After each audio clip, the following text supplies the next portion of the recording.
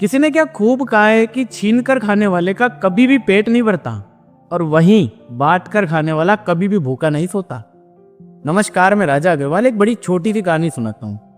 ये कहानी एक ऐसी महिला की है जो जीवन में बड़ा परिश्रम कर रही थी, बड़ी परेशान रहती थी, लेकिन अपने चेहरे पर सदा मुस्कान रखती थी और लोगों के प्रति हमेशा दया का भाव रखती थी।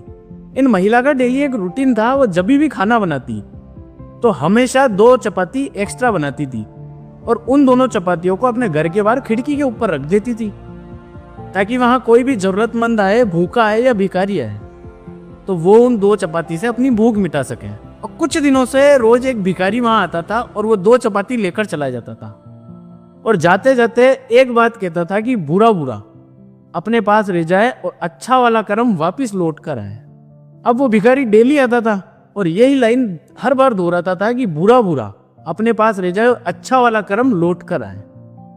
लेकिन ये बात सुनकर इस महिला को बड़ा गुस्सा आता था कि यार, बुरा बुरा अपने पास रह जाए तो मेरे साथ तो वैसे ही इतना बुरा हो रहा है, मैं इतना परेशान हूँ, फिर मेरे साथ बुरा बुरा क्यों हो जाए, मैं जब इतना अच्छा कर रही हूँ। तो इन महिला को ये बात सुनकर बड़ी चिढ़ होती थी। उनको लगता था कि यार मुझे कोई रोज ताना मारता है। और वो भिखारी भी रोज आता क्योंकि उसका डेली रूटीन बन चुका था। उसको भी पता था कि 2 चपाती अपने को वहां से मिल जाएगी, अपना गुजारा हो जाएगा। लेकिन वो जब भी आता तब यही बात कहता कि बुरा बुरा अपने साथ हो और अच्छा वाला कर्म लौट कर आए। अब इस महिला का दिमाग इतना खराब हो गया, इतना परेशान हो गई है कि इन्होंने सोचा कि आज इनकी 2 चपाती में कोई जहरीली दवाई मिला देती हूँ ताकि इसका खेल खत्म हो जाए। बहुत परेशान कर दिया इस आदमी ने मुझे। तो अब वो अलग से एक आटा लगाती है 2 चपाती का और उसके अंदर जहरीली दवाई मिला देती है। अब वो 2 चपाती को जैसे ही बाहर खिड़की पर रखने वाली होती है तभी उसकी अंतर आत्मा से एक आवाज आती है कि तूने इतने जिंदगी में इतने अच्छे अच्छे कर्म करे तो आज तू इतना बड़ा पाप कैसे कर रही है। अब इन्होंने अपने अंतर मन की आवाज सुनी और इनका मन नहीं माना। इन्होंने दोनों चपाती वहां से उठाई और गलाकर उसको नष्ट कर दी और फिर वापिस 2 चपाती नहीं बनाई और पहले की तरह ही वापिस ले जाकर वहां रख दी। फिर वहीं रोज की तरह कुछ देर बाद वो भिखारी वापिस आया, उसने 2 चपाती उठाई और जाते जाते फिर वही बात बोल कर गया कि बुरा बुरा अपने पास रह जाए और अच्छा वाला कर्म लौट कर आए। और अब ये जो महिला थी, इनका जो बच्चा था वो 2 साल से गुम हो गया था और ये महिला रोज गेट पर इंतजार करती थी कि काश किसी दिन डोरबेल बजे, मेरे घर की घंटी बजे और मेरा बच्चा मेरे सामने खड़ा हो। और कमाल ये हुआ कि उसी शाम उसका बच्चा घर के बाहर खड़ा था। उसने डोरबेल बजाई, माँ ने दरवाजा खोला और बच्चे को सामने देखते ही बड़ी खुश हो गई ये महिला। प्रभु का धन्यवाद देने लगी कि हे भगवान, आपने मेरे बच्चे से मुझे मिला दिया। उस बच्चे को पूछने लगी कि बेटा तू कहाँ था इतने समय से, कैसा था, क्या था। तो बच्चे ने बताया कि माँ मैं घूम गया था, मैं पता नहीं कितने जगहों में, कितने राज्यों से घूम घूम कर यहाँ आया हूँ और मैं कल शाम ही आ जाता आपके पास में, लेकिन मैं हाईवे पर रुक गया था, मुझे ठंड लग रही थी, भूख बहुत ज्यादा लग रही थी, तो मैं वहीं कहीं जगह देखकर सो गया।